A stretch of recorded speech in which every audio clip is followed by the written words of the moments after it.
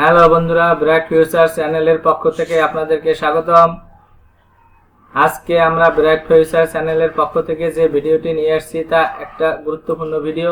অর্থাৎ এই ভিডিওটি দেখে আপনারা freelancer.com থেকে কিভাবে ফান্ড উইথড্রল করতে পারবেন সে বিষয়টি সহজেই বুঝতে পারবেন। অর্থাৎ freelancer.com থেকে আপনি সরাসরি বাংলাদেশের যে কোনো ব্যাংক অ্যাকাউন্টে আপনি টাকা উত্তোলন করতে পারবেন। তবে এখন অন্যান্য সাইট যেমন ফাইবার, আপওয়ার্কের থেকে freelancer.com এর টাকা উত্তোলন করা একটু ঝামেলাপূর্ণ, এটা আমরা সবাই জানি। এখানে অনেকগুলো স্টেপ আমাদের পার হওয়ার পরে এখান থেকে টাকা উত্তোলন করতে হয়। তাহলে যে প্রক্রিয়ায় খুব সহজে এবং বর্তমানে 2023 আপডেট অনুযায়ী যে নিয়ম অনুসারে আপনি freelancer.com থেকে টাকা উত্তোলন করতে পারবেন সেই নিয়মগুলো আমি আপনাদেরকে দেখিয়ে দেব স্টেপ বাই স্টেপ। অর্থাৎ freelancer.com এর আপনার সর্বনিম্ন $30 যখন আপনার ফান্ডে যোগ হবে তখনই আপনি আপনার বাংলাদেশের যে কোনো ব্যাংক অ্যাকাউন্টের মাধ্যমে এই টাকা উত্তোলন করতে পারবেন। উত্তোলন দেওয়ার 15 থেকে 20 দিন পরে আপনি আপনার টাকা ব্যাংকে ট্রান্সফার হয়ে যাবে। আমরা চলে যাই বন্ধুরা স্ক্রিনে গিয়ে আমরা স্টেপ বাই স্টেপ দেখব কিভাবে freelancer.com থেকে টাকা উত্তোলন করা যায়।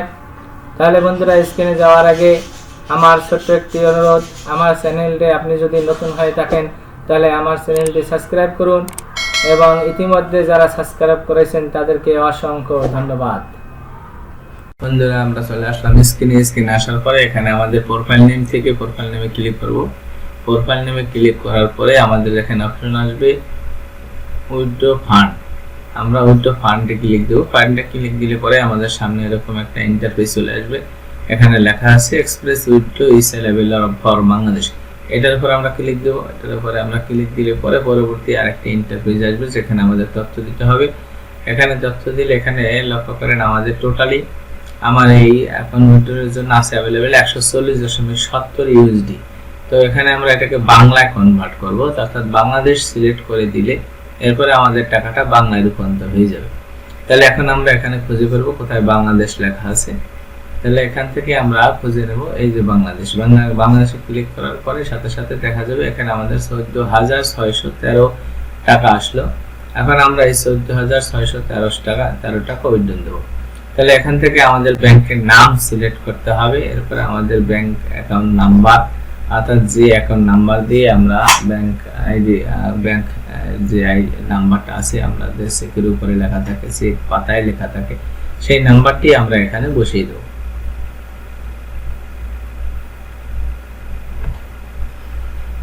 তবে বন্ধুরা, আমরা এই ফর্মটি পূরণ করতে করতে একটি কথা বলি, freelancer.com এ কিন্তু এখন সর্বনিম্ন $30 না থাকলে আপনি উইথড্র করতে পারবেন না। অর্থাৎ আপনার অ্যাকাউন্টে যদি $30 অ্যাভেলেবেল হয় তাহলে আপনি উইথড্র করতে পারবেন।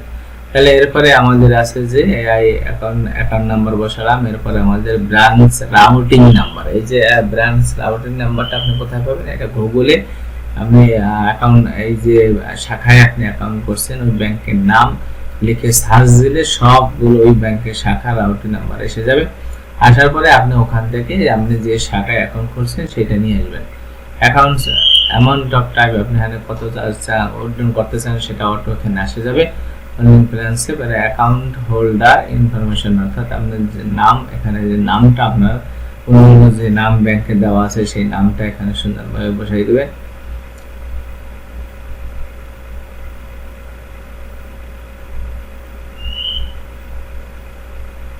এরপরে আছে আপনার গভর্নমেন্ট আইডি, অর্থাৎ আপনি যে ব্যাংক অ্যাকাউন্ট আইডি নাম্বার দিয়ে যে এনআইডি কার্ডটা দিয়ে আপনি ব্যাংকের অ্যাকাউন্ট করছেন সেই এনআইডি নাম্বারটা আপনাকে এখানে বসাতে হবে সুন্দরভাবে। অর্থাৎ আপনার অ্যাকাউন্ট নাম্বার যেন কোনোভাবে চেঞ্জ না হয়, অর্থাৎ যে অ্যাকাউন্ট নাম্বার দিয়েছেন সেই অ্যাকাউন্ট নাম্বারটা এখানে বসিয়ে দেবে। গভর্নমেন্ট আইডি টাইপ করতে হবে। তার নাম্বারটি বসানোর পরে আমরা চলে আসবো নিচে। ওখানে নিচে আছে আমাদের, অর্থাৎ আমরা এখানে যে ঘরগুলো আছে ঘরগুলো দেখে দেখে বুঝে বুঝে সুন্দর করে, এগুলো খুবই সহজ, আমরা ফর্ম পূরণ করতে পারি। এবারে আপনার লেখা আছে যে এই অ্যাকাউন্ট নাম্বার, অ্যাকাউন্ট নামটা কি, এখানে আপনি দুইটাই দেওয়া আছে, একটা হলো অ্যাকাউন্ট টাইপ অর্থাৎ এখানে সেভিংস এবং অন্য একটাই দেওয়া আছে। আপনি সেভিংসটা সিলেক্ট করে দিবেন। সেভিংসটা সিলেক্ট করে দেওয়ার পরে এখানে আসবে ডেট অফ বার্থ অর্থাৎ আপনার জন্ম তারিখটা সুন্দরভাবে এখানে বসাবেন। জন্ম তারিখটা বসানোর পরে এরপরে এখানে দুইটা অপশন আছে, একটা হচ্ছে অ্যাড্রেস লাইন 1 আর একটা আছে অ্যাড্রেস লাইন 2। তাহলে আপনি এই আইডিটা খোলার সময় যদি অ্যাড্রেস লাইন 2টা ব্যবহার করেন তাহলে এখানে 2টা ব্যবহার করবেন, আর যদি এক লাইনে আপনি সমস্ত অ্যাড্রেসটা কমপ্লিট করে থাকেন অর্থাৎ এক লাইনের ভিতর কমপ্লিট করে তাহলে আপনি এক লাইনেই এখানে দিয়ে দেবেন, আপনার দ্বিতীয় লাইনে দেওয়ার কোনো দরকার নাই। তাহলে এরপরে আসবে আপনাদের সিটি অর্থাৎ সিটি, আপনি যদি শহর, আপনার যে শহর সেটা আপনি এখানে পূরণ করবেন অর্থাৎ আপনার যে অ্যাড্রেসটা আপনি যেভাবে আপনি যেখানে থাকেন যে সঠিক যে অ্যাড্রেসটা সেই অ্যাড্রেসটা এখানে আপনি সুন্দরভাবে বসাই দেবেন।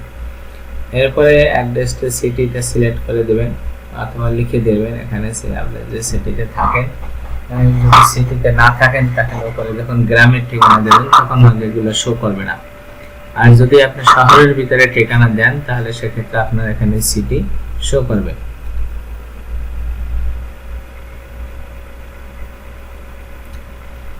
সেই অনুযায়ী এখানে যে কলামগুলো আছে সেই কলামগুলো আপনি এক এক করে পূরণ করে দেবেন। এগুলো পূরণ করা খুবই সহজ। আমরা যে সহজ সাধারণ অ্যাকাউন্টস বারবার অ্যাকাউন্ট খুলি যেভাবে ঘরগুলো পূরণ করতে হয় আমরা ঠিক সে একইভাবে সেই ঘরগুলো পূরণ করে দেব। এরপর আছে লাস্ট আছে কি কান্ট্রি অর্থাৎ আমরা কোন দেশ, তাহলে আমরা শুরু থেকে যেটা পূরণ করে আসছি বাংলাদেশ, তাহলে আমরা এখানে বাংলাদেশটাই সিলেক্ট করে দেব। বাংলাদেশ সিলেক্ট করার পরে আমরা এখানে ওজন ফান্ডে ক্লিক করার পরে দেখেন এখানে একটা সমস্যা হলো বন্ধু। তাহলে এখানে সমস্যাটা হলো অর্থাৎ আমি এটা আসলে আনি না, এটা দেখানোর জন্যই আমি মূলত সিস্টেমটা করছি যাতে আপনারা এটা সহজে বুঝতে পারেন। অর্থাৎ এখানে freelancer.com এর একটা রুলস আছে, সেটা হলো যে আপনি পুরোপুরি খুচরা টাকা অর্থাৎ যে টাকাটা আপনার ওখানে ব্যালেন্স আসবে সেই টাকাটা পুরোটা তুলতে পারবেন, একবার খুচরা অর্থাৎ একটা রাউন্ড ফিগার আপনাদের তুলতে হবে। এখানে আমার 14,615 টাকা আসছিল, তাহলে এখান থেকে আমরা কি করবো একটা মিল মতন অর্থাৎ 14,500 টাকা 100 যে এরপরে প্লাস যে খুচরা টাকাটা ছিল সেটা আমরা এখানে রেখে দেবো। এটা তার freelancer.com কেটে নেবে না, এটা আমার অ্যাকাউন্টেই থেকে যাবে।